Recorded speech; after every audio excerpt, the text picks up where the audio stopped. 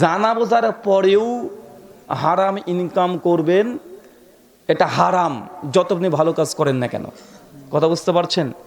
হারাম যেটা জানেন, অজান্তে হারাম ইনকাম করে ফেলেছেন, অজান্তে করে ফেলেছিলেন, ইমান ছিল না, এখন সে বিল্ডিং আছে, ব্যাংক ব্যালেন্স, টাকা আছে, হ্যাঁ এখন আপনি ইসলামকে জানতে পেরেছেন, ইমান নিয়ে এসেছেন, নামাজি হয়ে গেছেন, এখন কি করতে পারেন? আল্লাহ, অনেক হারাম ইনকাম বিগত দিনে করেছি, আমি তওবা করলাম, আল্লাহ আজ থেকে আমি সুদের ব্যবসা করব না, মদের ব্যবসা করব না, আমার লাখ লাখ কোটি কোটি টাকা আছে, এই যে আপনি এখন যে তওবা করলেন না, ওই টাকাগুলো সব হালাল হয়ে গেছে এখন। কথা বুঝতে পারছেন? যদিও হারাম ছিল ইনকাম, কিন্তু এখন তওবা করেছেন, কি করেছেন? তওবা করেছেন, তার উপার্জিত যে সম্পত্তি এগুলো এখন আর হারাম না, এগুলো হালাল। এখন আপনি বলতে, আল্লাহ আমি এই ইনকামগুলো করেছি, আর কখনো আমি হারাম ইনকাম করব না, এই টাকা থেকে আপনি দান সাদকা ভালো কাজ করেন, এখন নাকি পাবেন।